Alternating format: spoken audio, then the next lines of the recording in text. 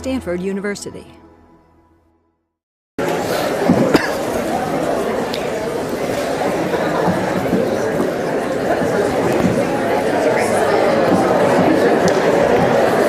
Okay, picking up from Monday.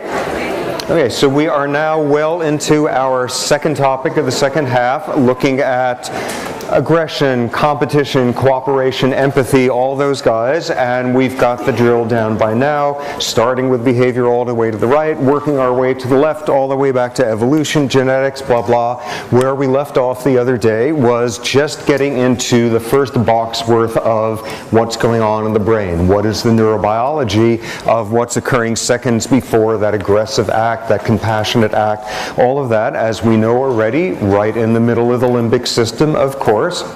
As we know already, the amygdala is playing a really central role, and seeing all the evidence for it, lesion studies, stimulation studies, the bizarre, rare realm of humans who have had lesions or stimulation there, accidents, or intentional psychosurgical interventions, beginning to look at the amygdala there and the role that it plays.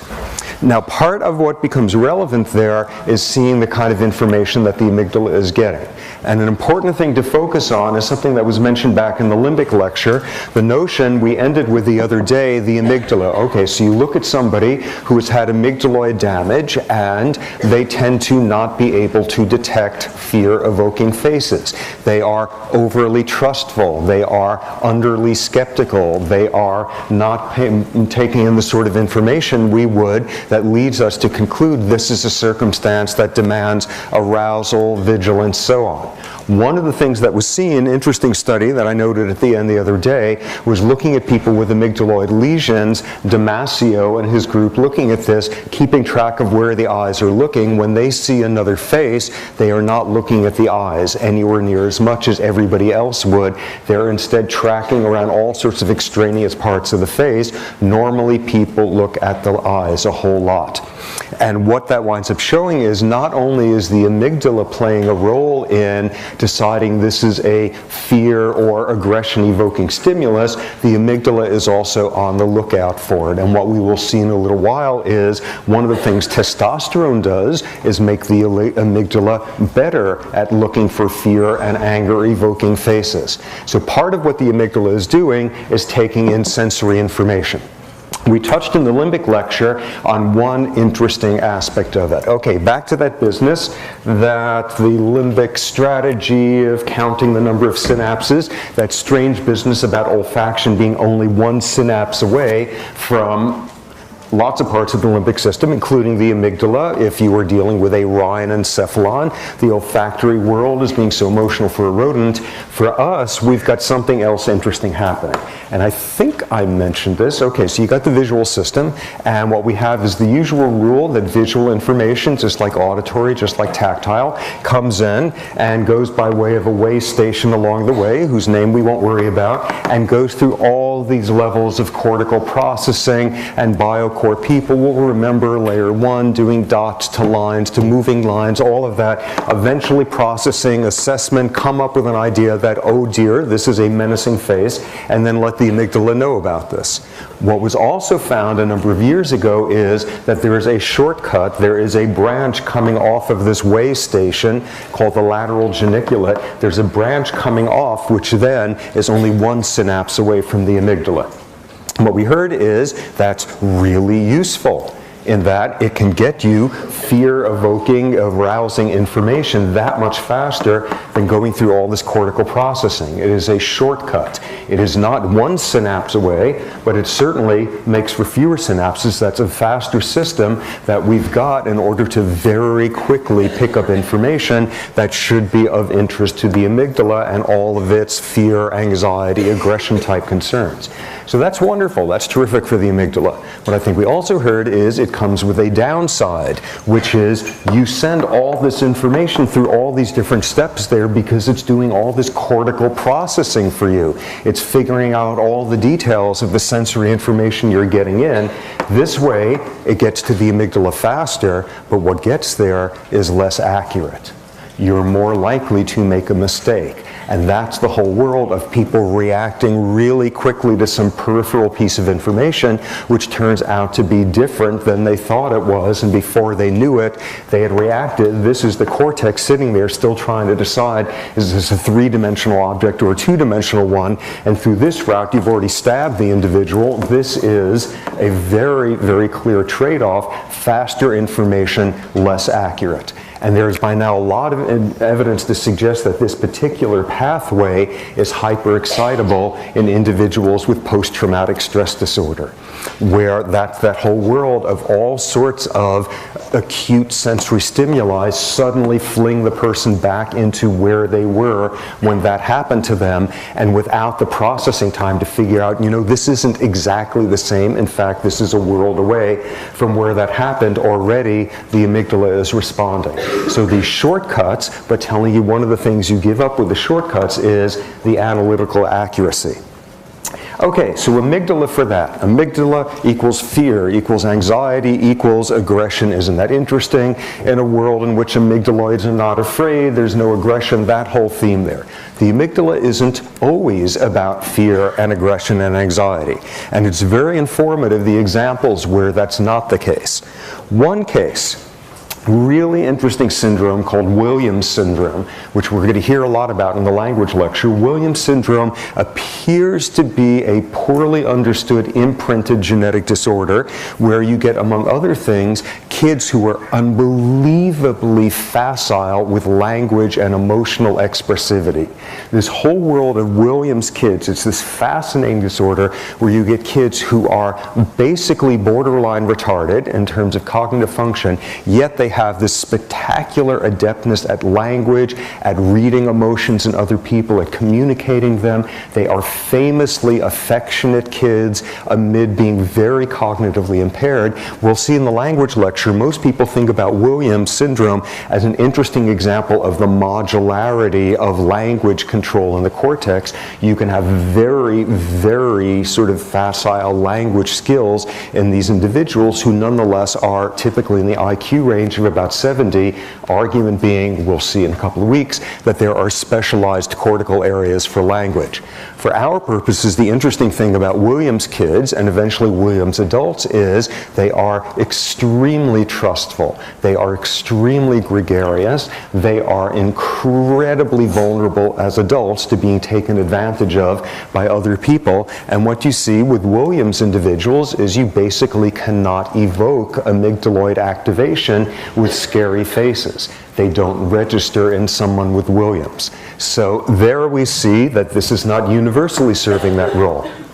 Another example where there seems to be an exception, until you think about it a little bit, people with social phobias. What studies have shown is, show a social phobic any sort of face, human face, and their amygdala activates.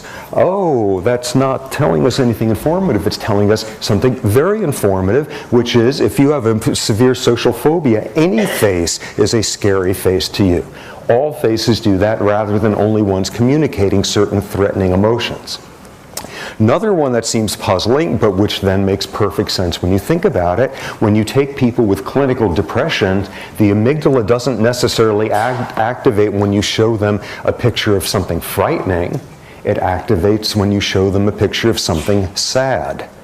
Okay, so now instead of doing fear and depression, the amygdala does sadness or something.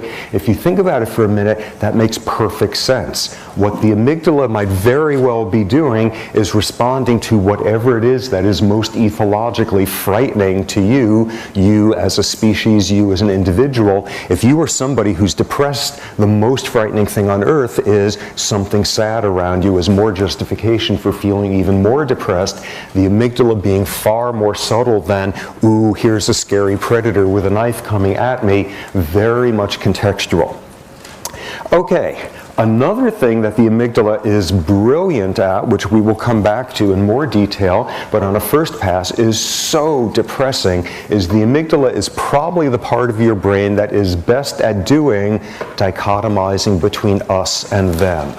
forming categories, in-group, out-group, and responding to out-group stimuli.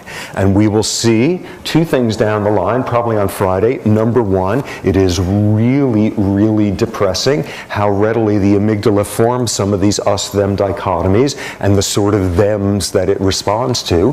Really depressing, but also some good news in there, remarkably subtle social manipulations that will change the sort of us-them dichotomies that the amygdala responds to.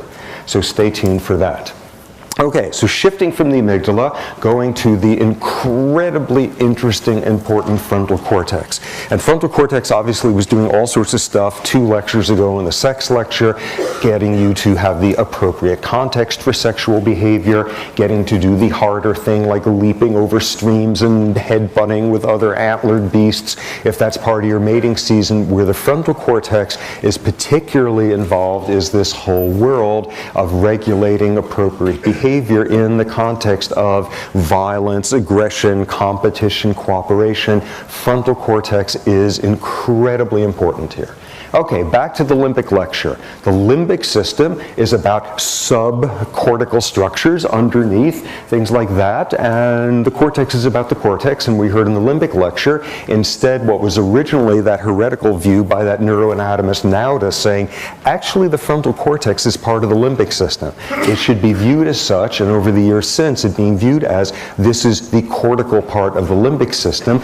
This is the cortical region that is intensely involved with limbic function, with emotional function. On an anatomical level, what we've already seen is, just as a first pass, tons of bidirectional connections, everything in the limbic system talking to the frontal cortex sending projections back all over the limbic system, so anatomically it's there.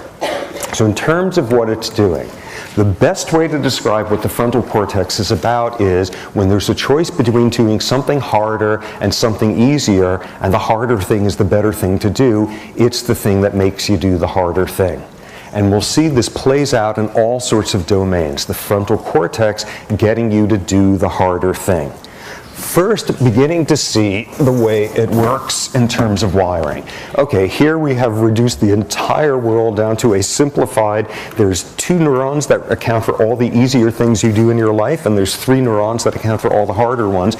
Here we have some circumstance where there's a circuit at some juncture, the easier but less desirable outcome. Behavior is this way, the harder one that way, and what you see is this has more inputs than this one. This is obviously some entire circuit of neurons, and this is highly simplified, blah, blah. But what we see is the way it's set up here is that there are more inputs into this pathway. This is what makes this neuron easier to activate than this one. There are stronger inputs into this pathway. This one has only 2 axons going to it. This one has 3. Yes, simplified. When you look at the wiring of the frontal cortex, it's sending projections all over the limbic system, all over motor areas. A characteristic of the projections is that very rarely are they very strong projections to any given target area. They're not the sort of projections where here's this limbic, this frontal cortical neuron that is now dumping all of its axon terminals into this one neuron down there. It does not exert a very strong influence over the excitation of any given neuron. Instead, what it has is a whole lot of weak but diffuse projections. What is the frontal cortex doing? It's slowly massaging the area there. It is giving biasing bits of depolarization of excitation. So what we've got here is, okay, the numbers are not quite working, but in any case, what we have here is, here's doing the right thing, that's harder, and it's a lot harder to get this neuron to do the right thing, that's harder, because there's less of an input than this pathway. What the frontal cortex tends to do is have these relatively weak inputs into all these systems where it makes it a little bit harder to just fall for this one. It gives more strength into this pathway.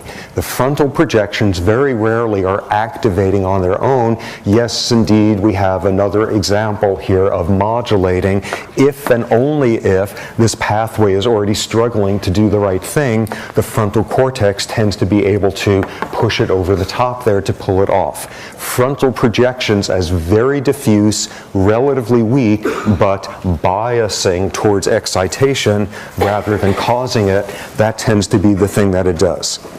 Okay, what you see in terms of making sense of frontal function is, as we heard the other day also, a huge whopping projection from that nucleus accumbens. You remember ventral tegmentum, nucleus accumbens, this huge dopaminergic, dopamine releasing projection into there.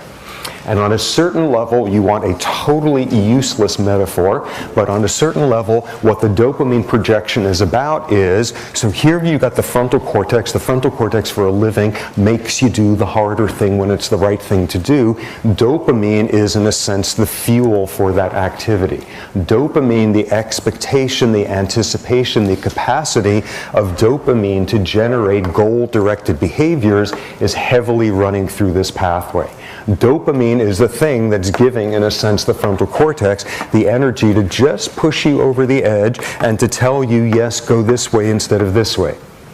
What's also intrinsic in this is lots and lots of frontal projections that are inhibitory in that realm. An awful lot of what frontal cortex is also doing is whispering to this pathway saying, you really shouldn't do that, you're going to regret it, I know it's tempting right now, don't do it, don't do it. This super ego sort of neuroanatomy there of frontal cortex, dopamine as very strongly stimulatory in there. The whole role of dopamine as driving goal-directed behavior. And that was like critical business we saw in that study showing you let the monkey know that it's now entered one of those periods where if it lever presses, it gets the reward. Ooh, I know just how this works. Anticipation, that's great. Up goes dopamine. If you prevent the dopamine from going up, you don't get the lever pressing. Dopamine is not just about anticipation. Dopamine is about driving the behavior needed to get the reward that you are anticipating. Dopamine as goal-directed behavior. Okay, so what you begin to see in terms of how this frontal cortex does this making you do the harder thing, it's manifest in all sorts of domains. Easiest, most accessible realm is seeing what it has to do with cognition, the way in which the frontal cortex gets you to do the harder thing. What it helps you to do is organize bits of information in ways that makes it easier to make sense of. Here is, if you ever find yourself being borderline demented and somebody is giving you a test, this is one of the tests they're going to give you, so start preparing. And this is this horrifying test called the CVLT, the California Verbal Learning Task, or some such thing like that. But here's what they do. Some neuropsychologist sits you down and says, oh, I'm just going to tell you something, a list of things here. See if you could remember. Today I went to the market and I bought 1 tomato, 1 hammer, 1 box of cereal, 1 grape, and goes through a list of 16 of these, one every second or so, and they finish and they say, okay, do you happen to remember what I bought at the market today? Oh my God, it is so stressful. So you manage to get out like maybe 7 of them correct, and the person says, okay, that's very good, let's do that again. Today I went to the market and I bought 1 tomato, 1 hammer, 1 box of Cheerios, 1 box of Star, and goes through this list again and seeing each time how many of them you remember, beginning to see your memory acquisition thing as you're getting closer and closer to remembering all 16.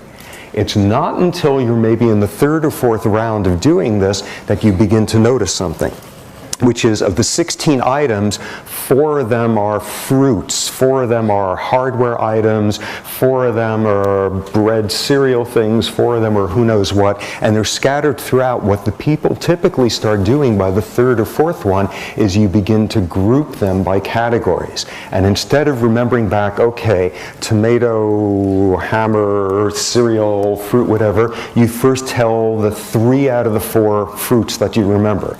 Then you tell the 2 out of the 4 hardware items. You are beginning to group the information. And what that is called is executive function.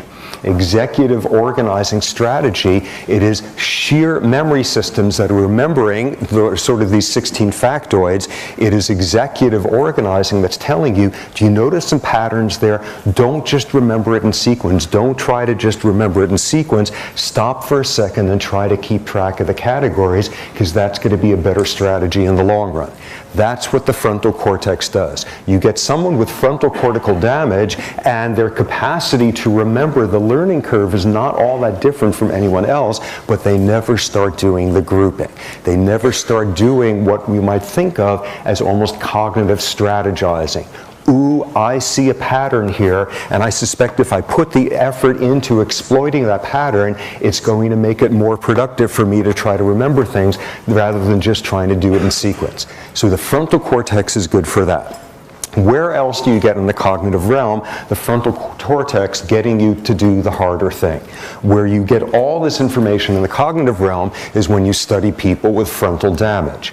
Either people with accidents, or very often older individuals who have strokes there. There's a very distinctive type of dementia that takes out the frontal cortex called frontal temporal dementia, and all sorts of cognitive tests in those cases showing in the cognitive realm what happens when you're not having this going on throughout all the circuitry.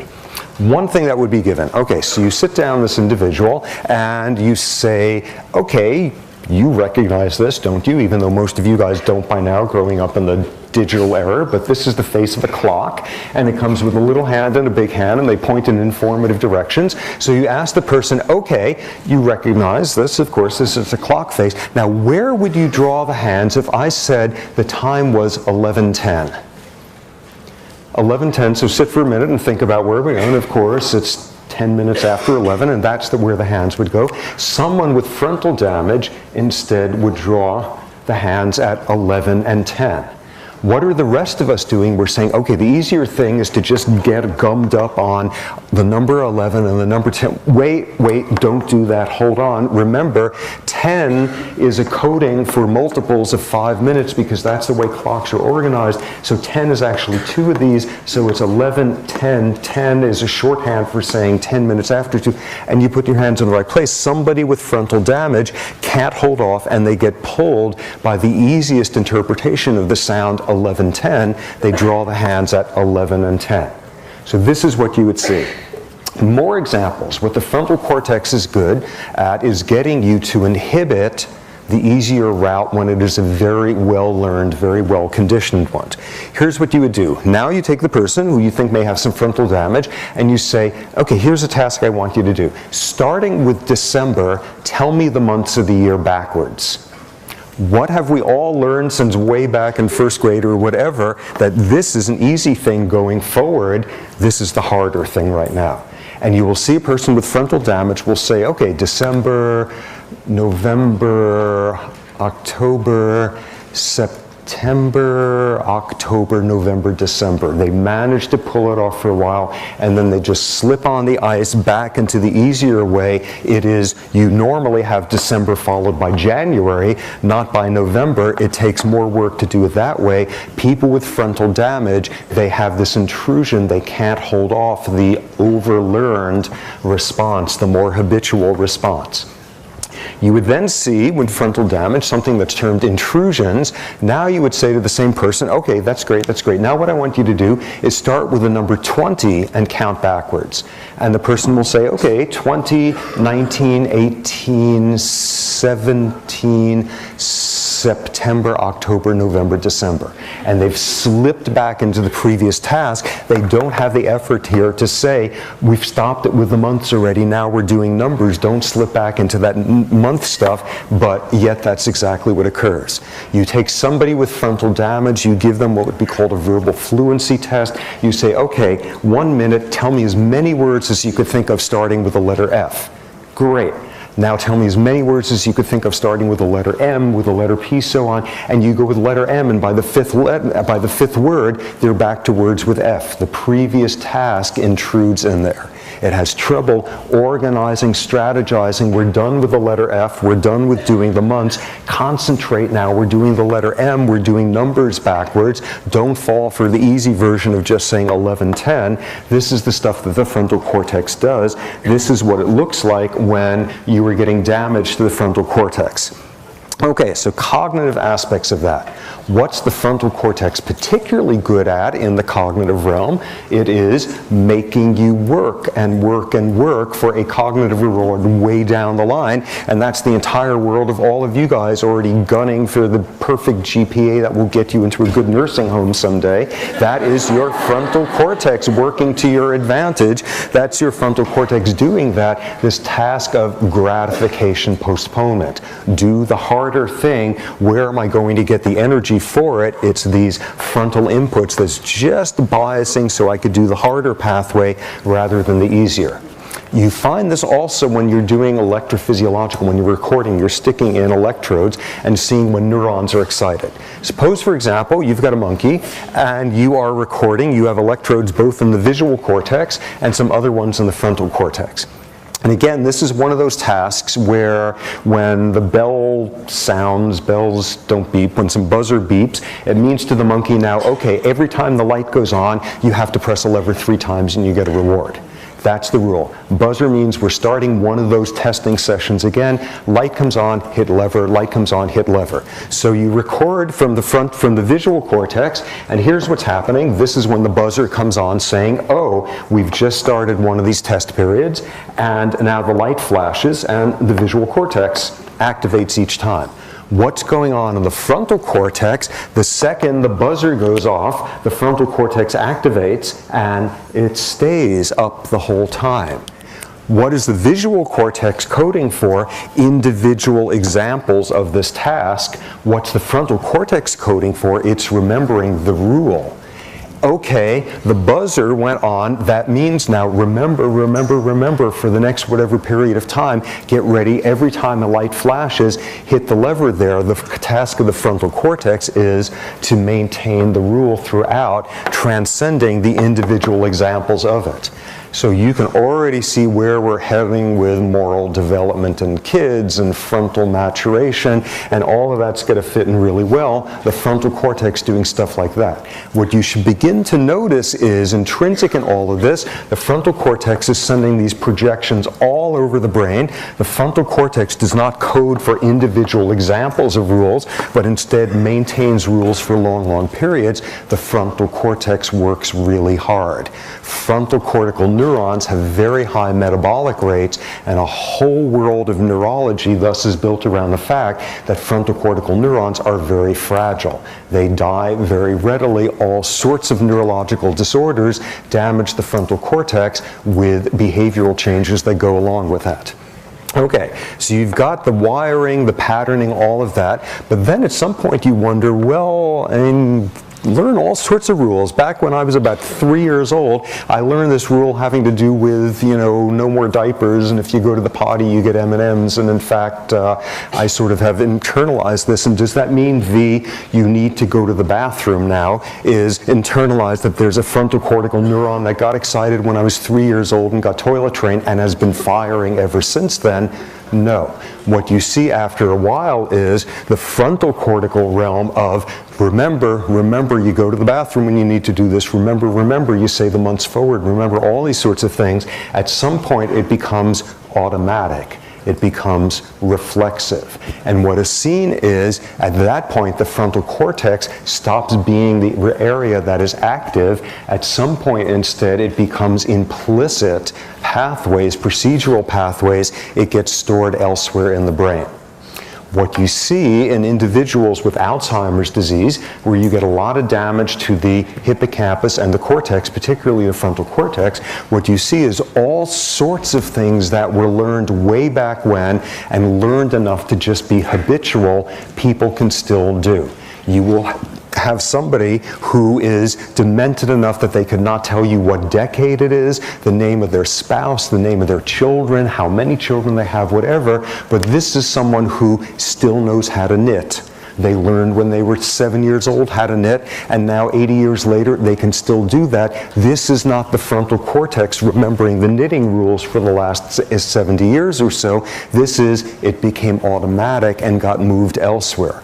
And a whole bizarre world you see with frontal damage in individuals with these dementias, where some of the things that become automatic are remarkable, suggesting that you've got storage capacity in other places in the brain when you don't have to consciously think about it. When something has become so automatic, you go to the bathroom when you need to void your bladder. Okay, we don't have to think about that anymore. It has now gotten to a pathway like this. Other brain regions, particularly the cerebellum, seems to play a large role in that. Stay tuned. We are going to be getting to a very interesting point about moral development in kids. When do certain moral rules stop having to be coded in the frontal cortex and instead become as habitual as toilet training? We'll see some really interesting implications of that.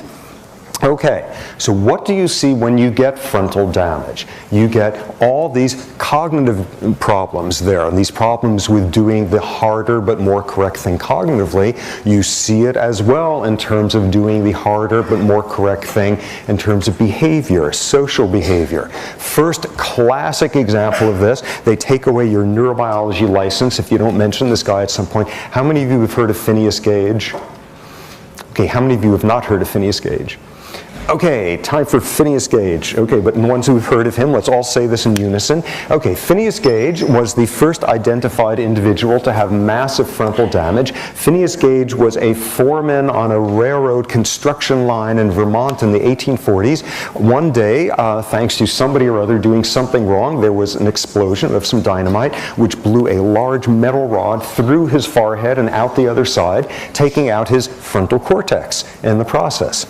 And this was rather dramatic, and this was this large metal pole that went through fast enough that in fact cauterized all the blood vessels. And you can go see that metal pole at the museum in the Harvard Med School library, where you can also see his skull, which is very interesting because the rest of Phineas Gage is about 20 miles from here, buried in Colma, so I don't quite know how his skull wound up at that end of the country, but in either case, he was buried in San Francisco minus, well, I guess the dean of Harvard Med School swooped in, and before you knew it, the skull was on its way east there with the metal rod. But in any case, okay, so Phineas Gage had his frontal cortex splattered 15 feet behind him, and what happened was, amazingly, because it went through with such force and so fast that it cauterized all the blood vessels, he was actually able to get up at that point. And most remarkably, with a bunch of people from work, he was able to walk 1.5 miles to the nearest doctor, who, being a good diagnostician, took a look at Phineas Gage and tilted his head back and looked at him and he said, "Whoa, you got a hole there in your head." And was sort of looking in more detail and saying, "Whoa, you've got frontal cortex got blown out of your head there." And this was sort of the peak of diagnostic skills at the time. But what happened was the boss there on the railroad line said, "Gage, you know what? Take the rest of the day off. See you tomorrow." So Gage goes home, and the next day he returns, not just figuratively, but literally transformed overnight.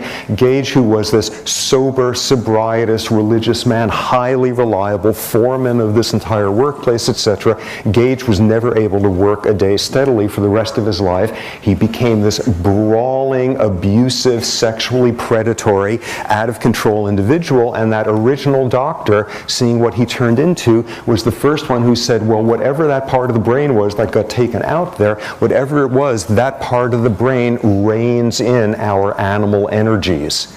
And 170 years later, there's not a hugely better definition out there as to what the frontal cortex is about. So Phineas Gage being the official first one, and you learn all about this guy, but very interestingly, about a year ago, somebody found the very first photograph of Phineas Gage, and go look at that online. What's interesting is he looks like a perfectly normal guy. The pole took out his eye along with the frontal cortex, and obviously there was that problem, but this is like the face of somebody from the 1850s, and there's something, I don't know, I found very moving about seeing this face, that everybody learns about Phineas Gage, and everybody has seen his skull and the reconstruction of the accident, and That's right. This was like a regular old person whose life was completely destroyed when the frontal cortex got scattered all behind him there. Remarkable first example of that. Since then, most of the evidence for what frontal cortex is about from damage is older individuals who have stroke damage to the frontal cortex. And what I mentioned, I think, in the limbic lecture, one example of what this looks like was a horrifying case in a facility in the East Bay some years ago where an 80-year-old man who had had extensive frontal damage due to a stroke was found to have raped an 80-year-old woman with Alzheimer's disease. This is what frontal damage looks like in an 80-year-old. Here's something very interesting to consider, and seeing exactly the terrain we're heading into here with this sort of information. Approximately 25% of men on death row in this country have a history of concussive head trauma to the front of their head. Front of the head, where you wind up damaging the front of the brain, frontal cortical damage. And what we enter into here is this whole realm where this stuff is stupefyingly relevant to making sense of criminal behavior in humans. Possibilities of frontal damage. Currently, there is one law that's on the books in the majority of states in this country for deciding when somebody is so organically impaired that they count as having an insanity defense rather than being criminally culpable for their acts. And this is something called the McNaughton Rule. McNaughton Rule, everybody gets taught that what the McNaughton Rule is can the individual tell the difference between right and wrong?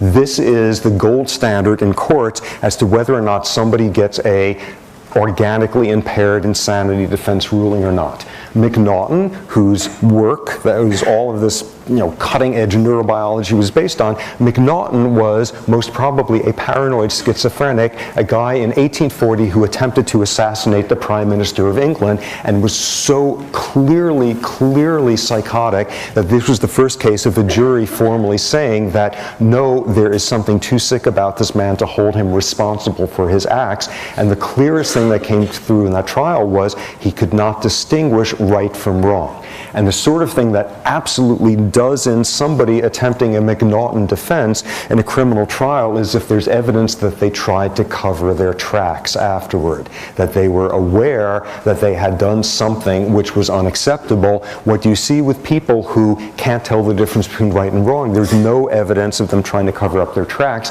Where do you see McNaughton Rule standardly applied? Severe schizophrenics. And for example, John Hinckley, the person who tried to assassinate Reagan in the 1840s, in the 1980s, but well, I won't go there, but in the 1980s, and he was found innocent or guilty with an insanity defense because he failed a McNaughton ruling, severe schizophrenic. So this has been the gold standard in most of the courts in most of the states in this country. The only way you could be held not accountable for your criminal actions because of organic impairment would be if you can't tell the difference between right and wrong. But then you got a problem, because you get people with frontal cortical damage, and they can tell the difference between right and wrong. They know the rules, they can state them for you, yet they can't control their behaviors. And this comes through with all sorts of tests, but you could show this now with people with frontal damage. And for example, here's the M&M test that you give them, and what you've got is something desirable. In this hand you have 5 M&Ms, in this hand you have 1. And the rule is, if the person reaches for the 5 M&Ms, you pull your hand away quickly, and they get 1 M&M as a reward. If they reach for the 1 M&M, you pull your hand away, and you give them 5 M&Ms. In other words, can they be disciplined enough to not reach for the 5 M&Ms and instead hold out and go for 1? You get more of a reward that way. By doing the harder thing, you will get more of a reward.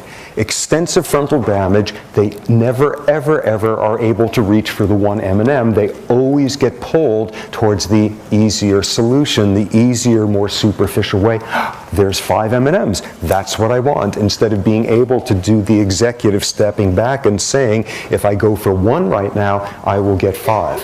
What is remarkable is you get an individual with frontal damage, and they will tell you what the rule is. They will sit there and say, I know what you're up to. You want me to grab the 5, but then I'll only get 1. What I need to do is grab the, and then they go for the 5. They can verbalize the rule right there. They know the difference between right and wrong. This is not organic impairment of knowing the rules. This is organic impairment of being able to follow the rules. And it is extraordinary what this one feature of what the frontal cortex does, the difference between knowing that there's a difference and being able to activate this pathway instead of that. This is hugely, hugely challenging the courts. At the time that Hinckley attempted to kill Reagan, every single state in the country had a McNaughton ruling in place. Yeah? So for those people that just have the damage and know the rules, would they cover up the tracks in the court case so they would be deemed not worthy of the rule? Okay. Yeah, they would fail the McNaughton ruling, absolutely, because they know the difference between right and wrong. And they would carry out the action and realizing it was wrong, so try and hide it. Yeah, exactly. Or if they're disturbed enough, okay, for our purposes, yes, the person will know the difference between right and wrong, but they still cannot regulate their behavior. And this is a huge problem. What you wind up seeing is the McNaughton rule has generally been accepted in most states in this country. At the time that Reagan, the assassination attempt was made, federal criminal rulings had McNaughton ruling in it. Almost all the states had McNaughton, and something about 10 or 11 of them also had an organic impairment of volitional control, recognizing realms of frontal damage. And what was very interesting was in the aftermath of Hinckley being found criminally insane instead of guilty, there were these Neanderthal bellowings all over the country, editorials everywhere about how Hinckley had gotten away with it. Within a month, the federal government, Congress, revoked the ability to have a McNaughton ruling in any federal criminal trial.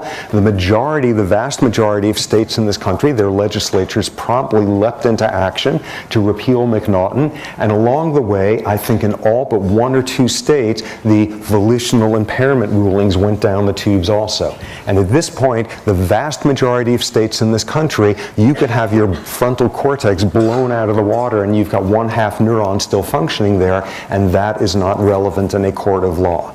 An area that desperately, desperately needs some reform.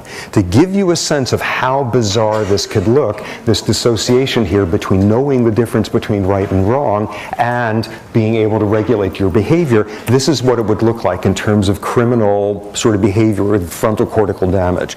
And bizarrely, this was actually a law case I was involved with some years ago, where this was an individual who had just been convicted of his 8th and 9th murders.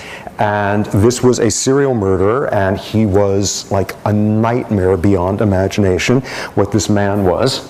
And this 8th and 9th one had just been 2 boys. He had abducted, kept captive for a week, sexually raped, sexually mutilated, and strangled.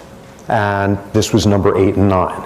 And he had been brought out of a maximum security prison in Florida where he was serving a whole bunch of other life sentences. And this was a case down in San Diego that he was brought out for that one. And the defense consisted of 3 minutes of the defense attorneys getting up and saying, yes, he did it. He absolutely did it. This was the defense. So this was now in the penalty phase, deciding, was this person going to get the death penalty, or was he going to get life in prison without the chance for parole? And the relevant thing about him was when he was 6 years old, he had had a massive car accident that destroyed his frontal cortex. He spent 2 months in a coma, no prior history of antisocial behavior, no family history of any of it, came out of it extremely behaviorally disinhibited. By age 11, he had assaulted his first individual, first murder by age 13, a completely broken machine. Here's what behavior looks like in somebody with no frontal cortex in this realm. One of the things he also did, in addition to a string of murders, were kidnapping and rape and aggravated assault. And this was one woman who had managed to fortunately survive this. And she'd been abducted by him, where he took her to his apartment and kept her there for a week, repeatedly raping her, beating her senseless, days and days of this going on. And eventually, whatever it is that shifted in him shifted. He had, of course, her wallet in the process of kidnapping her and seeing her name, where she lived. He finally says, okay, time to go, bundles her into his car and drives her home. And as he lets her out, he says, I had a really good time. I hope you did too. Here's my phone number. Maybe we can get together again sometime. And drives away. And no surprise, he was arrested within an hour or so and eventually sort of pinned to a whole bunch of these other ones. This is what it looks like when you got no frontal cortex.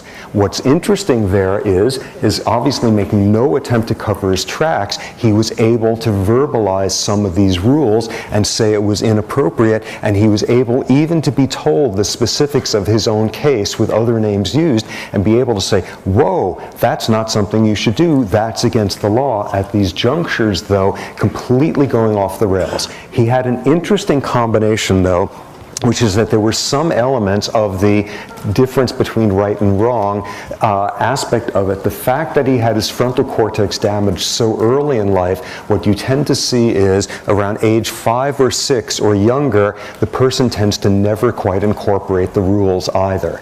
It's not till you get, say, adults who get frontal damage that you get the absolutely pure dissociation between this is not okay to do, this is a wrong thing to do, I am not going to do it, and then goes and does it. He instead had this much more mixed case there. When you get the frontal damage around ages 5 or 6 or younger, you get what is now termed acquired sociopathy.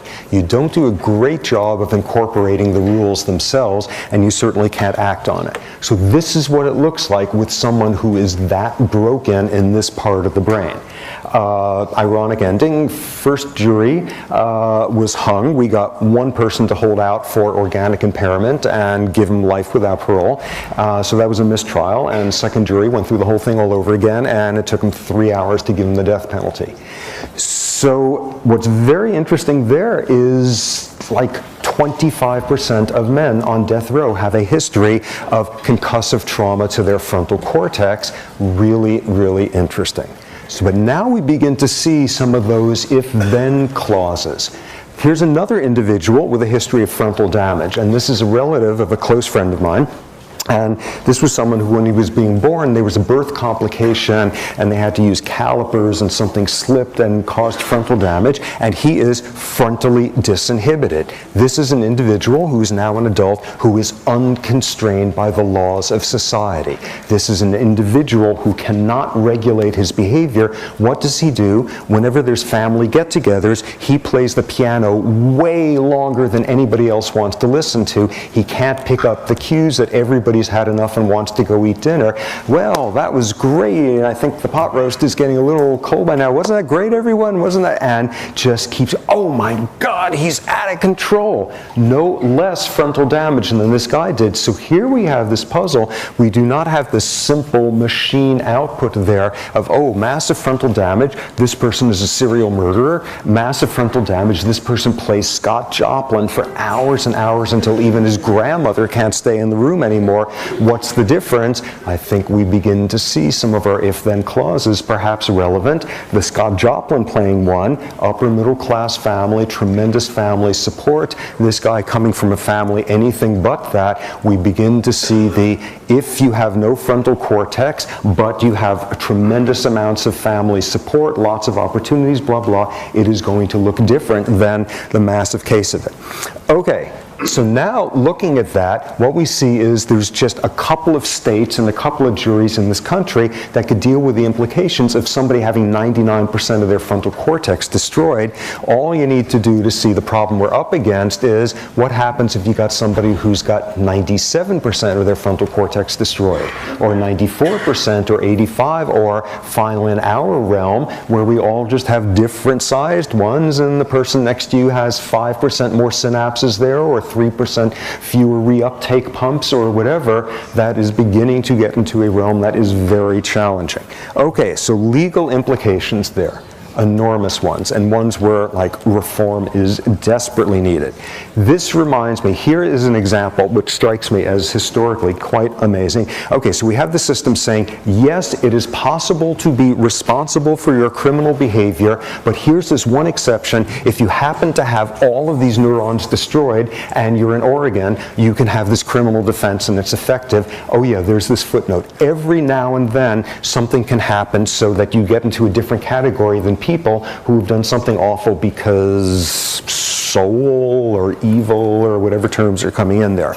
Really interesting piece of history. 16th century, during a period where if you had an epileptic seizure, you were virtually guaranteed to be burned at the stake as a witch, because there was a medical explanation for epilepsy at the time, which was it was demonic possession, and you were obviously a witch of some sort or other, and okay, so that was the medical knowledge of the time. And if someone was accused of a witch in most Western European countries where the Inquisition was occurring, the rule, the law at the time was, how do you confirm if somebody is a witch or not? You read them the story of the crucifixion, and if they don't cry, they are obviously a witch. And that was the test. That was the legal test. If somebody was not moved to tears by the story of Christ being crucified, they were obviously a witch and would very quickly be burned at the stake. At that point, one very, very progressive physician who was up on the top of behavioral biology insights at the time wrote a pamphlet saying, well, yes, of course, we need to like get rid of witches because they're bad news, and of course we should burn them, and this is a very good test. You have to remember, though, that every now and then in some elderly women, the lacrimal glands can atrophy, so they can't cry. So this would be someone who is involuntarily unable to cry rather than they're a witch. You just need to keep that in mind when you do some of that witch sentencing stuff. Sometimes it could be due to this organic impairment business, but the overall structure, yeah, let's get rid of those witches, and that's a very good way of getting at it.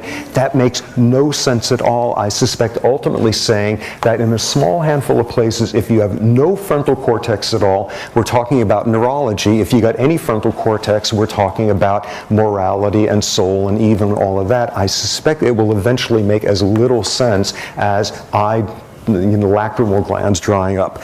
Okay, I'm obviously just on the edge of high rating, so let's take a 5-minute break and we will continue. Frontal cortex of yours, keeping track of all those different rules and keeping you from belching loudly in the middle of a lecture and all those other frontal cortical sort of tasks. What's the time of day when your frontal cortex is least active? Any guesses? Okay, wait, somebody say something clear. Late at night. Late at night. When late at night? When you're sleeping. When you're sleeping? REM sleep. REM sleep, your frontal cortex basically shuts down entirely. That's why your dreams make no sense. That's why your dreams, you're doing all sorts of things you would never want to do in real life. The thing about the frontal cortex is that it keeps you from doing and saying the sort of stuff that all of us contemplated various times, but we would die if anybody knew we were thinking that. Or you wipe out the frontal cortex and you do it, or you take the frontal cortex offline in the middle of dreaming, and suddenly that seems like a wonderfully prudent thing to be doing with yourself in the middle of a dream there. That's when the frontal cortex is least active. Okay, so now frontal cortex, looking at one of its most distinctive, interesting things about its function, its development. When does it develop after birth? And I think what I've already mentioned is the frontal cortex is interesting because it's the last part of your brain to fully develop. It is the last part of your brain to fully form all of the myelin on its axons. It's the last part to get its full large complement of synapses and branching connections and such. It's the last part of the brain to develop. When does the frontal cortex, on the average, completely mature, go online for the first time? Around age 25.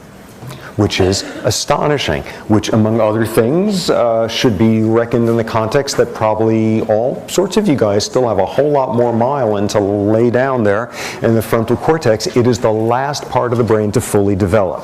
Some immediate implications of that: if it is the last part of the brain to develop, it is by definition the part of the brain least constrained by genes. and it is the part of the brain most sculpted by environment and experience, which is real interesting given that it is the most definedly human part of the brain. So, frontal cortical development in kids. What we've already heard is by age 5 or younger, get frontal damage and you get this acquired sociopathy. You don't get as clear of a dissociation between you know what the rules are, you simply can't carry them out. It's more of a mixed bag at that point. Frontal development after that. The frontal cortex works in a very interesting, perfectly logical way in teenagers, as follows. When you look at frontal activity and the extent to which it is being driven by dopamine with one of these brain scanners, take an adult and take a teenager, and they each have circumstances where they're doing some task and they get a reward, and some of the time they get a smaller reward than they think they deserve from the amount of effort they put in, and some of the time they get an unexpectedly large reward. Circumstance where the individual gets a bigger reward than anticipated, dopamine goes up in adults and drives frontal metabolism to a certain extent. Dopamine goes up much higher in the teenager. Now, a circumstance where the task is being carried out and you don't get the reward. Dopamine goes down in an adult, frontal metabolism goes down a bit, dopamine goes down much more in the teenager. The gyrations are much more extreme. The dopamine-driven metabolic changes in the frontal cortex are more dramatically large for reward, are more dramatically having the floor fall out under it for lack of reward, for disappointment. It's a system that is simply less regulated. And this fact that the frontal cortex is the last maturing part of the brain had to do with one of the wisest things the Supreme Court has done in a long time, which was about 10 years ago, when they made a ruling that individuals who are under age 18, when they carry out a capital crime, you cannot have the death penalty applied to someone for a crime they did between ages 16 and 18. Because explicitly stated in the court decision, the brain and the regulatory areas of the brain are not fully mature at that point. The most neurologically informed the Supreme Court has been in a long time. Again, the McNaughton Rule, which is the backbone of the criminal defense legal system in this country, is based on 170-year-old neurobiology. So this was a major leap forward in jurisprudence meets neurobiology in this country with the Supreme Court ruling. Of course, one might ask is, so what exactly happens in the brain on the morning of your 18th birthday that now makes it okay to put you to death, where the science simply doesn't back it, but at least that recognition, the Supreme Court actually dealing with the fact that a 17-year-old does not have a normal frontal cortex yet. What else goes on? Thus, by the time you get a fully online frontal cortex around age 25 or so, one of the truly depressing things out the other end of it is the frontal cortex is the third most vulnerable brain region to normal aging. Bummer. That is a drag. What that winds up meaning is you have spectacular impulse control for about 3.5 weeks on your 25th birthday, and it's all downhill from there. There's a motor system in the brain called the substantia nigra, which loses most of its neurons with aging. That has something to do with the tremor of old age, Parkinson's disease. The hippocampus loses a substantial percentage of its neurons with age. That has something to do with some of the memory problems. Number 3 on the list is the frontal cortex. Frontal cortex loses lots of neurons over the course of aging. And what you see then is all of those tests of cognitive function, of frontal functioning, they all have to be age adjusted because people as they get older have more trouble doing this, inhibiting the overlearned response, preventing something from intruding previously. There's fewer of these projections coming in there. And what does this begin to explain? This is this whole world of grandmothers telling you exactly how hideous they think your new hairdo is. That's the world of disinhibited 80-year-olds speaking. And what has always been the case in that literature, it has always been interpreted in a social, psychological, maturational framework. By the time you get to a certain age, you finally accept, this is who I am. I'm not in middle school anymore just trying to be popular. If I need to march to a different drummer, so be it, because I'm at peace with who I am. I accept myself. It's not that, it's the brain damage. It's the brain damage that kicks in at that point. That being a feature of normative aging. Now, where else do you wind up seeing abnormalities in frontal function? other individuals, individual differences. One personality style where you see elevated frontal metabolism. And this is people with what's called repressive personalities.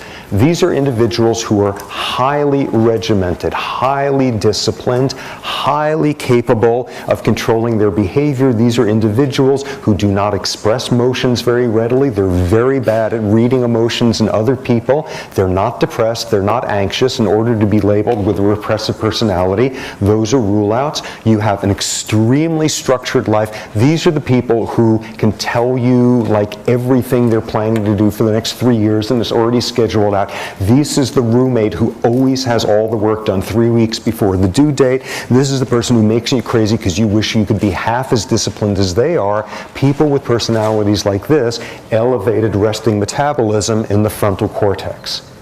So which sort of people have far lower than normal metabolism in the frontal cortex? Any guesses? Shout out.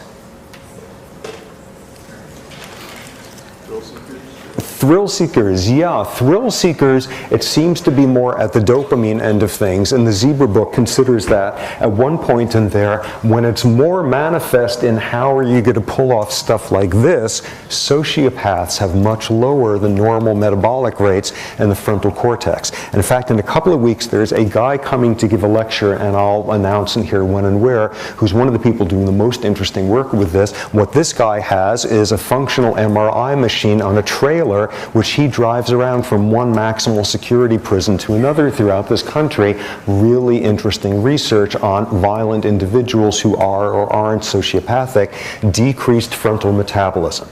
But now something interesting. You take a sociopath whose resting metabolic rate in the frontal cortex is lower than normal.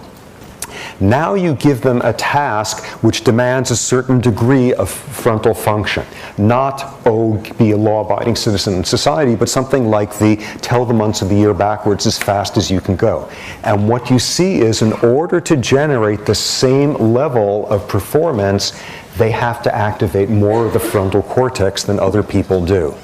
In other words, under resting circumstances, there is a hypometabolism in the frontal cortex, and in the rare, relatively unemotional circumstances where a sociopath does want to pull off a lot of regulation of behavior, they've got to recruit a lot more of the frontal cortex to do it.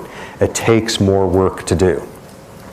Other aspects of frontal cortex not only are kids not dealing with a whole lot of frontal cortex, other species are not dealing with a whole lot of frontal cortex. Again, humans have more frontal cortex proportionally than any other species. There is no chimpanzee on Earth who could master the 5 M&M, 1 M&M task, and that is regularly sort of used as a test for frontal function on them. Chimps cannot do it, because it is simply too tempting to reach for the 5 M&Ms because it's right there.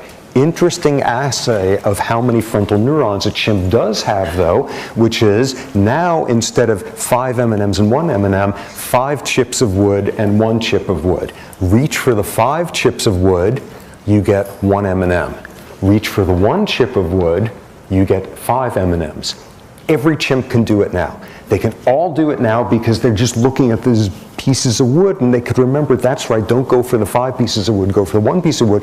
When it's chocolate, though, in front of them, it smells so great, and how can you expect them to keep track of the rules? And it's just the 5, and before you know it, they've done the wrong thing.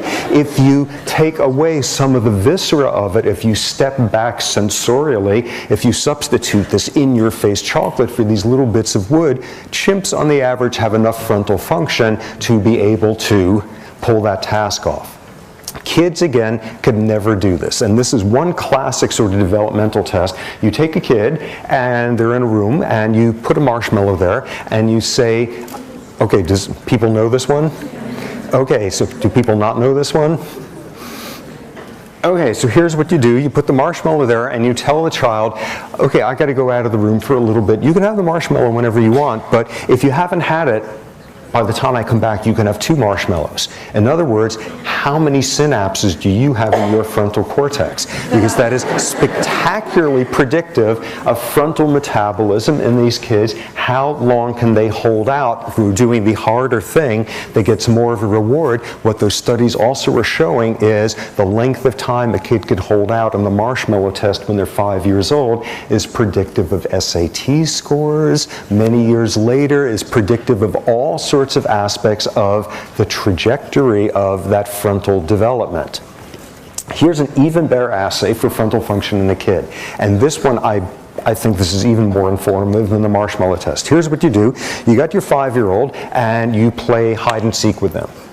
And the deal is you're the one who hides, who counts first while they go and hide. And what you do is you finish counting and then you loudly, excitedly say, here I come, I'm gonna get you, here I come. Oh, where are you? And then they instantly say, right here under the piano. Because they don't have enough frontal neurons to keep themselves from saying that. They can't stop themselves from saying, here I am falling for that. Now they switch and it's their turn to count, and they count, you count up to 10 and they go 7, 8, 9, 10, 11, 12, 13, 14, because they're so excited to have discovered recently there's all these numbers that why not count all of them off and show, and they've long forgotten you're supposed to stop at 10. They can't inhibit that response. This is what frontal function looks like in a kid. So marshmallow tests and hide and seek tests.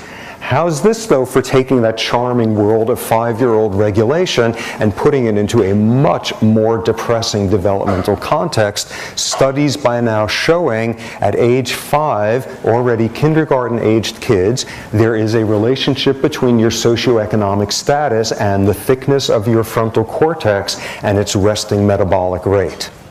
What's the part of the brain that has some of the highest levels of receptors for glucocorticoids? The frontal cortex.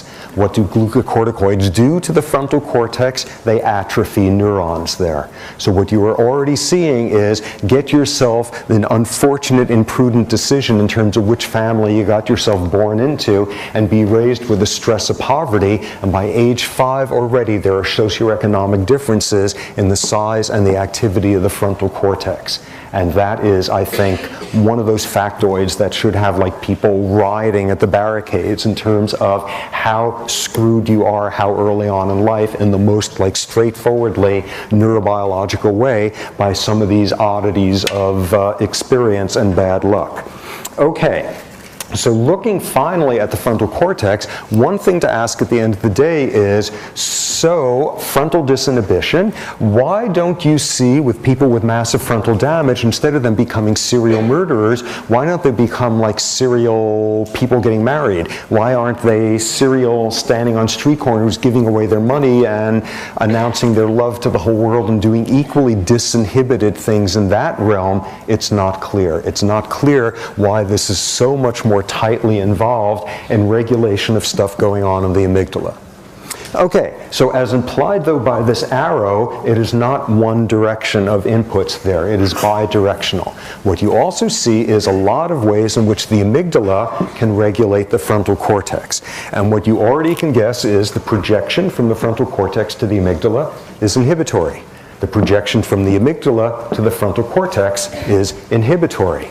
The frontal cortex is trying to get the amygdala to restrain itself. The amygdala is trying to get the frontal cortex to stop sermonizing at it. And what you wind up seeing is, in rats, in primates, and humans, there is an inverse correlation under resting conditions between the metabolic level in the amygdala and the frontal cortex. They move in opposition. They move in opposition, and what you see is, what are the circumstances where, in effect, the amygdala is going crazy enough to be silencing the frontal cortex? That's the world in which you are making astonishingly bad decisions about things during moments of great duress and arousal that you spend the rest of your life regretting. That's a world of the amygdala getting very inaccurate, rapid-fire information and being able to silence the frontal cortex, and then out comes behavior that is really unregulated. The frontal cortex and the amygdala, in a sense, constantly wrestling in terms of their sort of reciprocity. So what happens when somebody has learned to be afraid of something, and slowly over time they learn that in fact this thing is not fearful? They habituate to this fear conditioned response. They habituate to yoking, this buzzer means I'm going to get a shock. They extinguish the behavior, that's the term given for that. You gradually see the amygdala activates less and less. Ooh, play the buzzer, play the tone that you've been conditioned to associate with a shock. Amygdala goes crazy. No shock this time. Do the buzzer again, no shock, not quite as active. Next time, not quite as active, and it slowly habituates away, destroy the frontal cortex, and the amygdala never habituates to a learned response, a fear-conditioned response which is no longer fearful. It can't learn to stop being afraid. So another realm of this reciprocal inhibitory relationship between the frontal cortex and the amygdala. Okay, final bit here in terms of their interactions. The easiest way to frame it is each inhibits the other. They work reciprocally. There are circumstances, though, where both the frontal cortex and the amygdala will activate.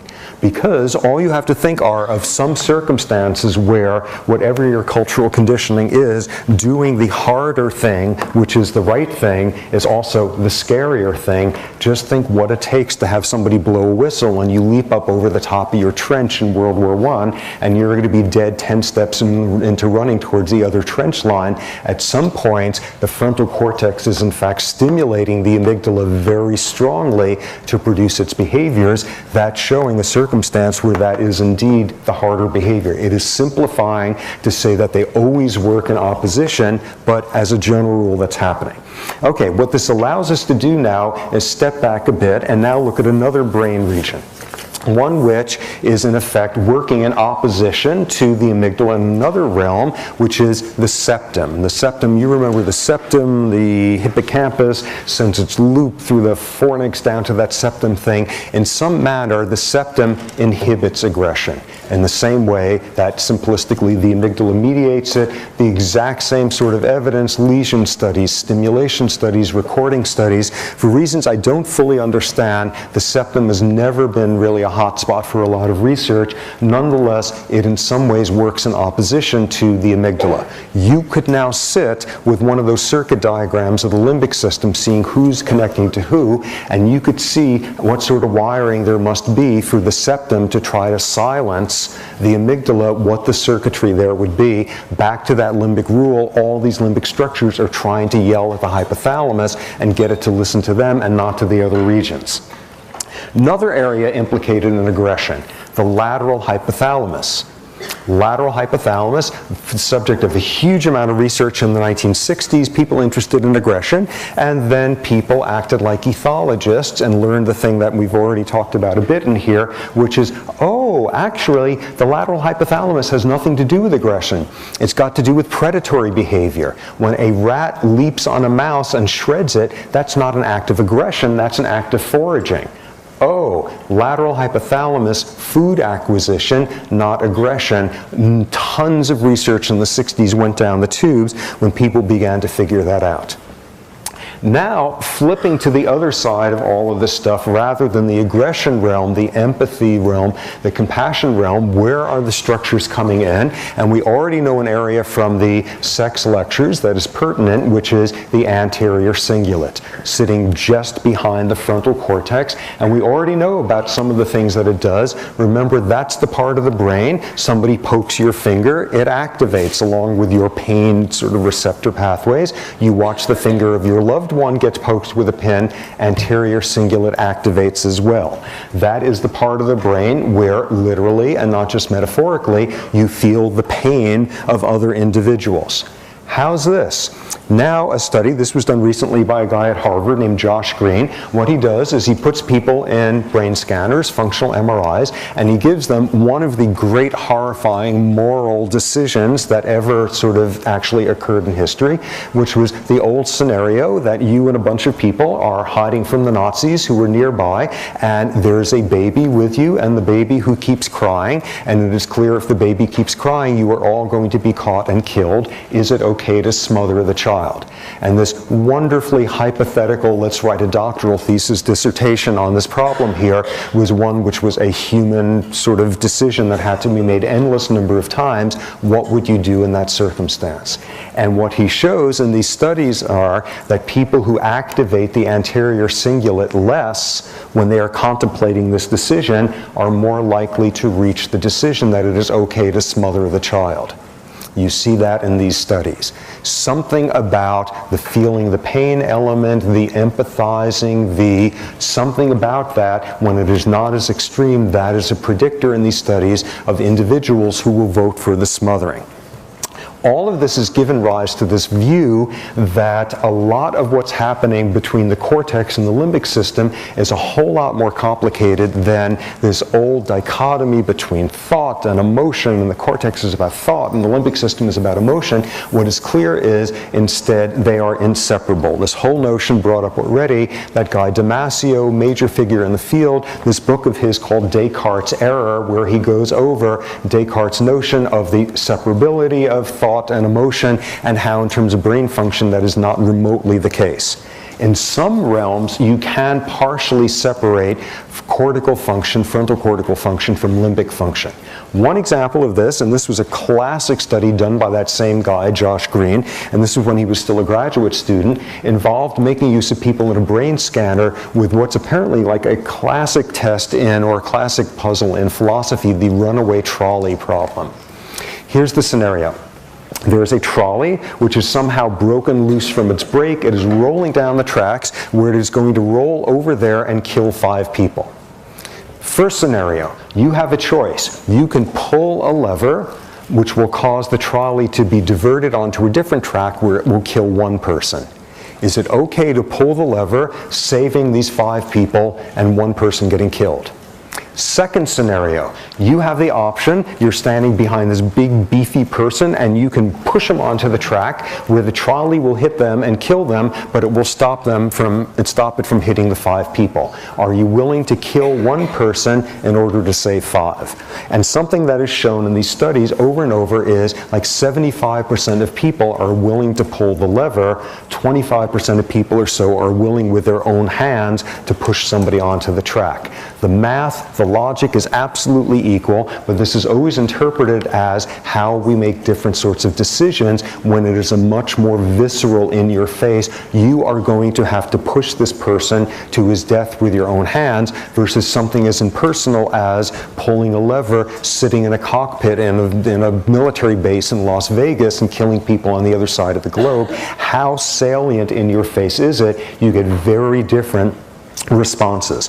And what Green showed in his study was, have people contemplating whether or not to pull the lever, it's the cortex that's activating, predominantly frontal cortex. Have people decide whether or not to push with their hands, it's predominantly limbic activation.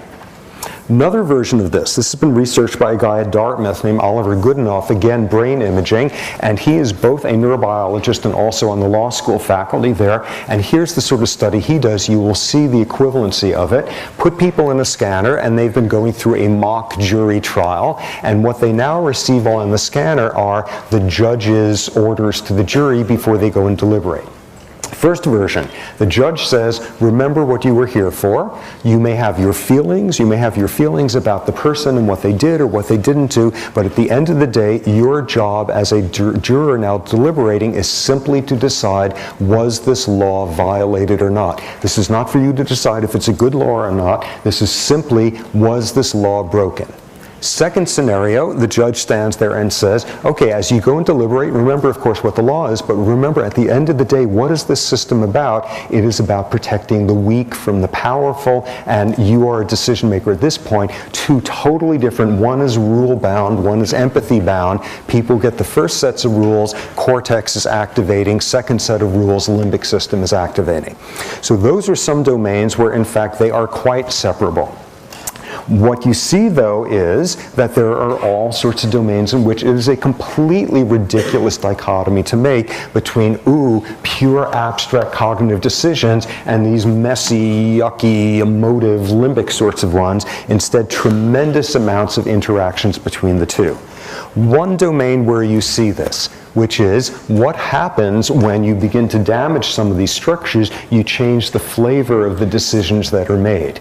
Get people with frontal damage and give them the runaway trolley problem, and they are far more likely to say, yes, it is okay to push somebody onto the tracks. They get a far more utilitarian decision. Equally interesting, and the same sort of punchline, studies where a technique that's now just being worked out called transmagnetic stimulation, where you can decrease the activity of certain cortical regions for a couple minutes at a time, turn off one subregion of the frontal cortex in people and volunteers, and in various game theory games that they're doing, they become a lot more utilitarian, they become a lot more selfish. So modulating interactions between there, crosstalk between the two. In some ways, the most interesting demonstration for me of the ways in which these are not separable, this thought from emotion stuff, is this really interesting domain of how the human brain does metaphor. Okay, so we get to symbols, we get to abstract things, we get into a world where we have a legal system where not only can we judge that somebody has done something wrong to somebody else if they have murdered them or stolen their possessions, but they can be viewed as having done something transgressive if they've ruined the reputation of somebody else, if they've stolen the ideas of somebody else, plagiarism. This is a very abstract world of judgments we have. These are very symbolic realms of decision making we are often into. Yet, we have this problem that we have this very old evolutionary brain that did not necessarily evolve for doing symbols and metaphors. And one of the things you wind up seeing is when the brain evolved the ability to do some of this more metaphorical stuff, it had to make use of the old circuitry that was there. And thus what you wind up seeing is very often when dealing with extremely abstract issues of decision making, we treat some of the metaphorical components as if they were absolutely real. What would be an example of this? Here's one very cool study that was done recently. Okay, so your body and your brain is very wired up for doing temperature regulation. Ooh, this is hot, this is cold, these are different temperatures, there's a whole like metric and temperature sensitive receptors, and there's a whole circuitry thing, and it's going about the very physical task in the very real world of telling something about temperature, oscillation of ions or whatever. Get a hold of this study. Somebody is coming up for what they believe is some sort of psych testing that they have volunteered for. They get in the elevator to go up, and the actual experiment is started in the elevator. Somebody working on the experiment comes in, and they're holding a whole bunch of books and barely holding onto them, and they're having a cup of something, and they ask the person, can you do me a favor? I'm about to drop this. Could you just hold this cup until we get up to the 4th floor? In one case, the cup is iced tea. The cup is cold. In the other case, the cup is warm tea. Warm. So the person spends about 15 seconds holding either this cold cup or this hot cup, and the person thanks them afterward, and out they go. And then they are asked to evaluate the personality of the person they just interacted with in the elevator and hold the warm cup, and you rate the person as having a warmer, more expressive personality. No, no, no. Temperature, we're talking about like how fast molecules are oscillating. That's what temperature is. Warmth, that's just a metaphor. They get intermixed. When brains had to invent dealing with things like how warm of a personality somebody has, or even something as nutty as how warm is the color of the carpeting in this room, where are you going to stuff it? In some way, it is hijacking some of the far more literal pathways of storage information in the brain. Another example, here is a wonderful one. We already know that the same part of the brain, the anterior cingulate, that will tell you that your finger was just poked, is telling you that somebody else's finger was poked. You are feeling their pain in the same part of the brain that is doing pain in a literal sort of way. Another case of the brain kind of mixing metaphor and symbol with the real thing. Here's a particularly interesting version. Go get yourself exposed to some totally rotting, smelly carcass, or inadvertently take a bite into some truly rotten food, and you will have an area of the brain activate called the insular cortex. And what that does in every species looked at is it processes foul, disgusting stimuli. Disgusting, spoiled food, or rotten smell, all of that. That's what the insular cortex does. And no doubt there's tongue receptors telling you bacterial loads or acidity of this rotten food or some such thing, and that's what this part of the brain does. Now, sit down a person and tell them a story of somebody being totally mistreated by somebody powerful in some completely exploitative, horrible circumstance, and the insular cortex will activate. Have somebody play some game with somebody else, one of the prisoner's dilemma type games, where the person totally stabs them in the back, the person they're playing against, and gets away with it and makes some really exploitative, rotten gesture, and the insular cortex activates. Sit somebody down and say, in the control group, tell me about some event that happened when you were growing up, versus the experimental group, tell me about a time when you were growing up that you did something really awful to somebody else. And the person describes that circumstance, and the insular cortex activates. What does this part of the brain do? It's saying, oh yes, this food is full of maggots and does not taste very well, but it also does moral disgust. When you are feeling disgusted with how someone has been treated, when how you've been treated, it activates. When you are having moral self-disgust, recounting something awful you did to somebody, this part of the brain activates. My God, don't they realize up there this is a metaphor? You're not really eating rotten food, and every language on earth has words referring to moral failures with words denoting gustatory repellent stimuli. I am disgusted by what you did. The fact that they did this, when I hear about what they did, it makes me nauseous. Something about this smells rotten. Every culture has terms that intermixes literal sensory disgust with moral disgust. And what that's telling you is that when humans came up with something as fancy as moral transgressions, where are you going to stick the sense of outrage you feel when there is a moral transgression? I know, let's hijack the part of the brain that tells you you're eating some rotten food. Shoehorning into there. Now what you see is it is possible for us to begin to confuse on which level those areas are working. Another study, amazing one, a couple of years ago. Here's what was done in the study. You take people and you put them through their paces of either telling me something wonderful you did when you were a kid, something neutral, or some moral transgression you once had. Tell me all about it, and then afterward saying, well, thanks for participating in this, and tell you what, we can't pay you, but we can either give you this pen set, or we can give you this nice flash drive, or we can give you this little soap set of scented soaps or whatever, and have people talk about their moral failings, and they're more likely to choose the soap afterward. People want to wash their hands of their sins.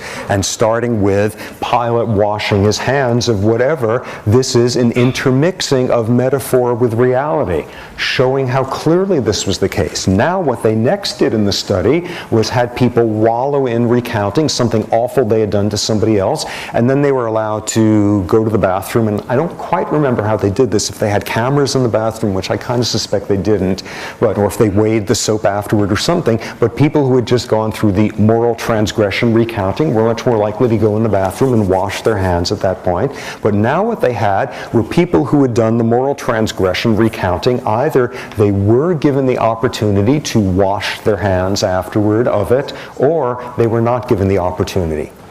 Now, sitting in the test room, what happens is the staged thing. One of the people working on the project comes in holding a whole bunch of books and accidentally drops them, and a bunch of pencils scattered all over the floor. If you were allowed to wash your hands of your metaphorical sins in the previous few minutes, what they showed was you were less likely to jump up and help the person. People translating a sense of being morally soiled into being an imperative of helping somebody else. Let somebody go wash their hands of recounting the awful thing they did to somebody else, and they're less likely to help people afterward.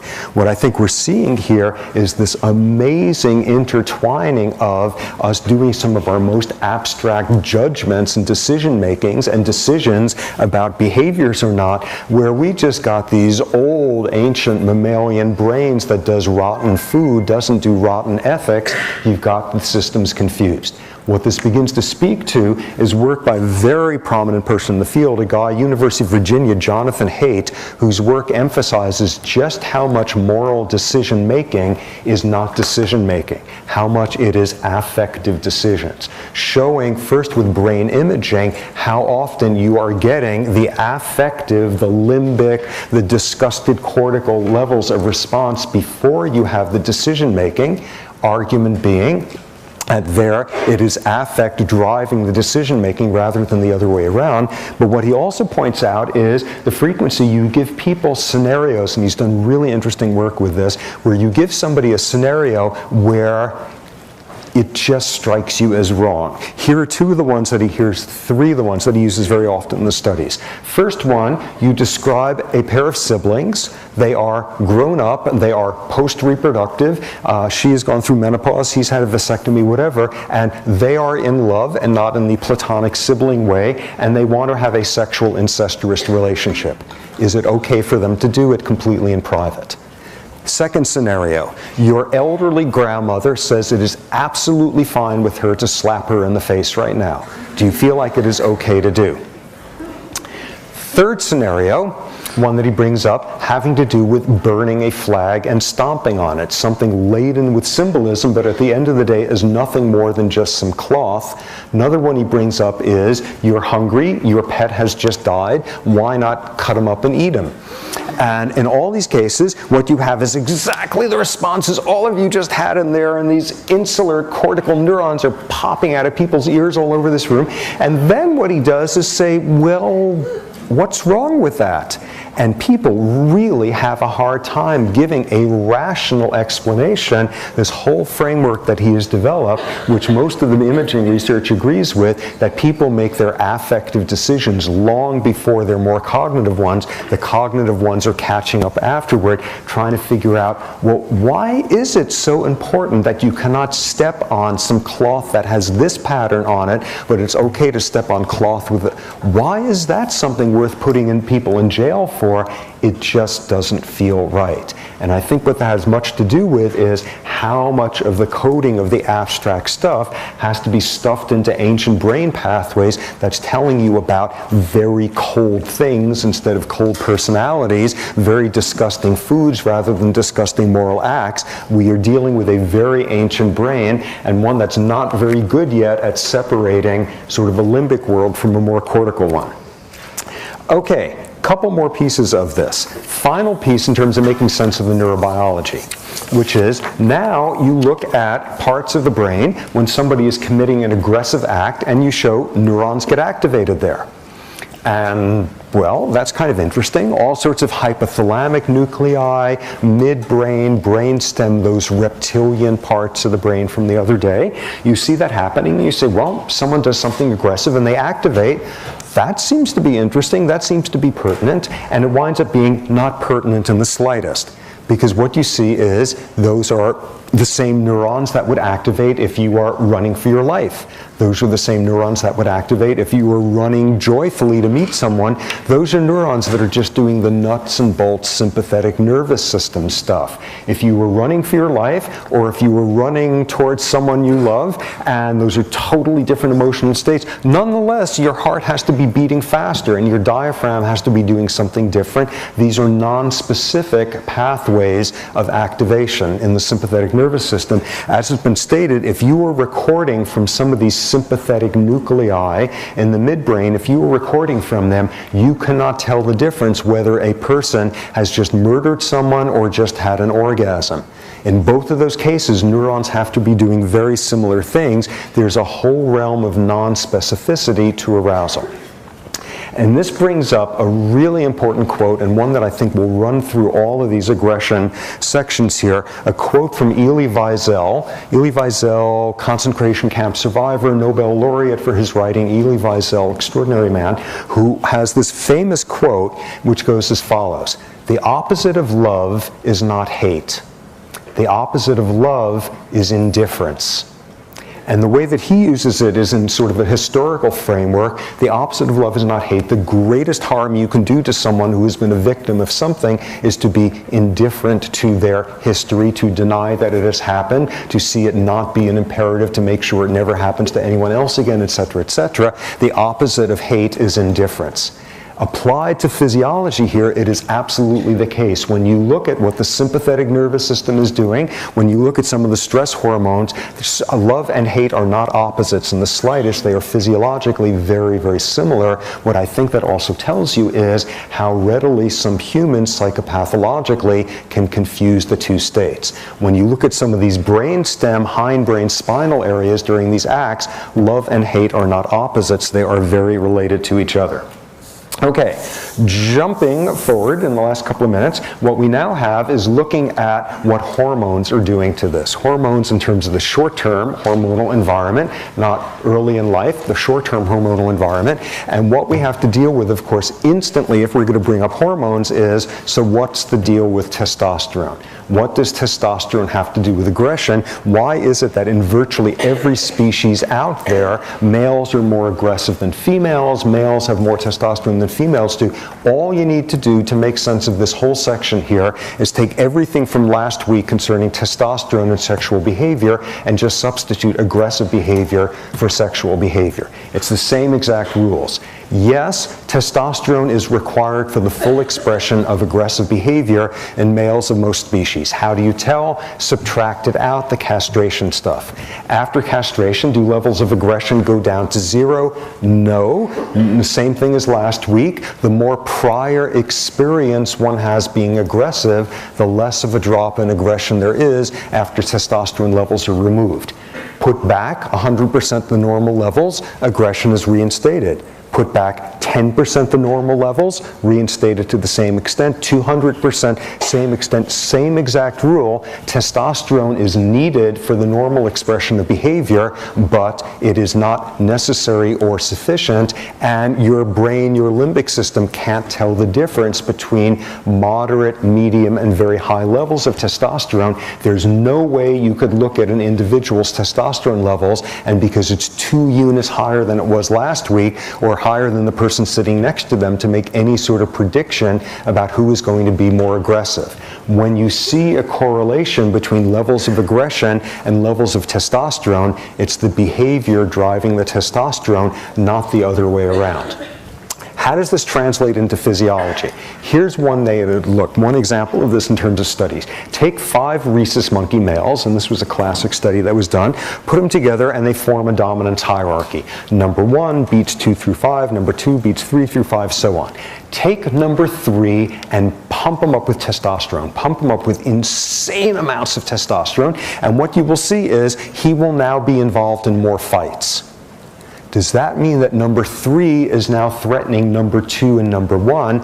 Absolutely not. What's going on? Number 3 is being a nightmare to numbers 4 and 5. Is testosterone changing the structure of aggression in this group? No, it's exaggerating the pre-existing social structure. What testosterone does is modulate, it amplifies. It does not turn on a radio of aggressive music. It increases the volume if and only if it is already turned on.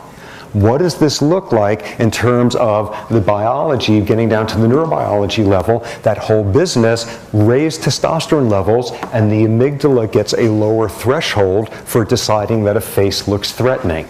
Put somebody in a brain scanner and flashing up subliminal faces, and it takes less of a scary face, one that would be borderline, higher testosterone levels in someone, amygdala activates more. How would this look like on a cellular level? Back, remember, with that business about action potentials, the neuron has an action potential, and then for a while afterward, it enters a refractory period. It is silent for a while afterward. What does testosterone do on the level of single neurons in the amygdala? It shortens the refractory period. It makes it possible for the neurons to fire more times per unit time, thus asking the question, what does testosterone do to electrical activity in neurons in the amygdala? It does nothing. if and only if the neurons are already excited, testosterone will increase the numbers of them. Testosterone does not cause, it amplifies. And what it mostly amplifies is pre-existing social structures. Okay, you notice there that I was also being very careful in saying on the average, males are more aggressive than females, and all sorts of species out there on the average, males have higher testosterone levels than females do. The one great exception to this, which is briefly touched on in the Zebra book, which is one of the great topics in all of endocrinology these days, is spotted hyenas. Hyenas are weird animals. Hyenas have a totally different worldview thanks to a bizarre neurobiology. Among spotted hyenas, females are dominant to males. Females are bigger than males. Females are more muscular than males. Females are more aggressive than males. Females have higher testosterone levels than males do. And you look at the private parts of a hyena and you cannot tell who is which sex. Female hyenas have androgenization. They have enlarged clitorises, the size of penises in males. They have something that looks like a scrotum, which turns out to be compacted fat cells that form these scrotum-like things, and they look just like males. And over the years, as part of my field work, I spent some years sharing camp with a guy who is without question the world's expert on like hyena clitorises. And this guy would bring in some anesthetized hyena, and he would have to look at this thing for 15 minutes with like calipers and like night viewing goggles and stuff to finally decide its gender. Hyenas are this very interesting case of a sex reversal androgenization. Females produce very high levels of androgens in their ovaries, and you've got the sex reversal system with the following thing. Unlike in most species of carnivores, what happens in lions, for example, males eat first, followed by females, followed by cubs. Most lion cubs starve to death in the first year of life. Among hyenas, because of the sex reversal system, cubs eat first, followed by females, followed by males. The kids survive that way, a wonderful sort of mutation in terms of doing that. And what you get as a result is unavoidably you get a masculinization of the genitalia in the females. And what you wind up doing is it winds up having a different signaling purpose. In most species, what happens among male primates, for example, when males are trying to display their dominance, they get an erection, wave their penis around, and look how tough and scary I am. And that's due to a certain wiring of the autonomic nervous system. In hyenas, it works just the opposite. Males get erections when they're terrified. Because you think about it, males are lower ranking than females. Females spend all their time ripping off the males who have just hunted something. Females terrorize the males. So you're some male sitting there, and here comes this terrifying female. What do? You say, don't hurt me, I'm one of these males, I'm not threatening, or whatever. That in males, what you get is you get erections when you are under stress as a subordination gesture. What do females do? Low-ranking females get clitoral erections when they are being threatened by high-ranking females, a total sex reversal system. So hyenas can either wind up telling you, we are breaking out of these stereotypical role gender expectations, and that you can have a species where females are dominant and more muscular and more aggressive, but at the end of the day they are like that because they are even more hormonally like males than males are. Final amazing thing about them. And this is the story of this friend of mine, this guy who's been studying hyenas for 30 years, and he's like incredibly knowledgeable about hyenas, and this was something that really makes you stunned at what sort of people there are in the government thinking about things here. So one day, he's from Berkeley, one day he's in his office there, and he gets a call, and it's from some army colonel. And the Army colonel says, oh, we're having a conference, and we're having a whole bunch of carnivore biologists coming to it. We're going to have a great time. We're having this conference of carnivore biologists, and we want you to come to it. My friend says, you're from the Army? What are you talking about? Do you know what I study? And the guy proceeds to show him that he knows exactly what he studies and what his social security number is and how many cavities he has and how much unpaid taxes. And he says, so all of America's carnivore biologists are coming to this meeting, so come to this meeting, we're going to have a great time. It's going to be at this hotel in Arizona. Come, you're going to have a terrific time. So my friend decides, why not, and goes to this and winds up in this place, and here's this conference with all of America's carnivore biologists and these 3 Army colonels sitting in the back with these sunglasses on. So all the carnivore biologists are fairly confused about what's up here, but nonetheless they sort of settle down and they start doing their scientist thing, giving talks to each other, and the army guys are sitting in the back there, and like there's 2 days worth of them just sitting in the back saying nothing, and finally all the carnivore biologists get all upset and say, what are you guys doing here? What are we doing at a conference paid for by the US military? And they finally say, okay, you're such great guys, we're going to tell you actually what we're really up to here. You know, we're from the military, we're actually from the tank corps. And what we have is we're designing these new walker things. You remember in the Star Wars movie, in the second one, they had those machines that looked like the elephants that could walk and all of that. Well, we want to build them. In order to build them, we have to know how animals locomate, how they move, how they walk. And you guys study carnivores, and carnivores run around a lot. So we want to hear you guys tell us like how your animals move when they're doing things like hunting. And America's carnivore biologists listen to this and say, this makes no sense at all. You want to learn about locomotion in animals, you get like bioengineering people, you don't get like zoologists. What's going on here? So all of America's carnivore biologists proceed to go and sort of like huddle there and decide they're going on strike. They are not going to give any more talks until people explain what's up. They like eat all the donuts that are left, go to the bar, start drinking, and they're going to refuse to have anything to do until these colonels explain what's actually going on. So the colonels obviously like need to get on the phone to Washington and call up and sort of get permission. They come back and say, okay, because you guys are all our best friends, we're going to tell you what's really going on. We're really not making Star Wars walkers. Here's what we're really doing. We're from the tank corps, and we've built this new tank recently, and it was what was called the Sherman tank. And apparently for all of history, what you do if you're in the tank corps is what you do is you just bash the hell out of everything and drive your tank to the highest spot around and just shoot anything that moves. But the Sherman tank apparently was like the greatest tank that had ever been built. It could drive like 60 miles an hour, and it could fire missiles when it was bouncing upside down out of ditches and gyroscopic this and that, and it was the greatest, most mobile tank. And they were having a problem, which was they would put in their tank cores in there, and what they would do was bash the hell out of everything and drive to the highest spot around and just shoot anything that moved. So the US Army Corps decided that they needed to teach their troops, their army, their tank corps, how to hunt like carnivores. And thus, here they invited all of America's carnivore biologists to come in and teach us how to teach our tank crews how to hunt like carnivores. How do you figure out who's going to cut corners on the prey? How do you communicate if you're out of sight with each other? What do your hyenas do? What do your wolves do? What do your coyotes do? So at that point, like all of America's carnivores biologists say, whoa, we are way in over our heads here. So like a third of them instantly like march out shouting about Ho Chi Minh or whatever, given the age group of most America's carnivore biologists, and the rest of them huddled there, and they come back and they say, well, these are very difficult questions to answer. So the military guys say, well, yes, we will give you money for your research. So at that point, all of America's carnivore biologists decide they're now best friends with these Army Corps guys. They go through the rest of the conference telling them all about the hunting techniques of their animals, and with careful instructions as to who to submit grants to, they all immediately go back to the universities, write grants. My friend writes this grant for like 4 Sherman tanks and night viewing goggles for like a Death Star and flamethrowers for his hyenas and all of that. All of America's carnivore biologists send in their grant proposals to this P.O. box at the Pentagon, and nobody has ever heard from any of these Army guys again.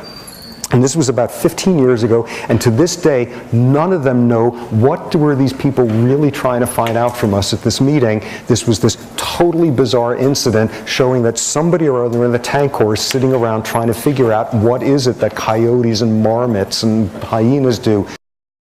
For more, please visit us at stanford.edu.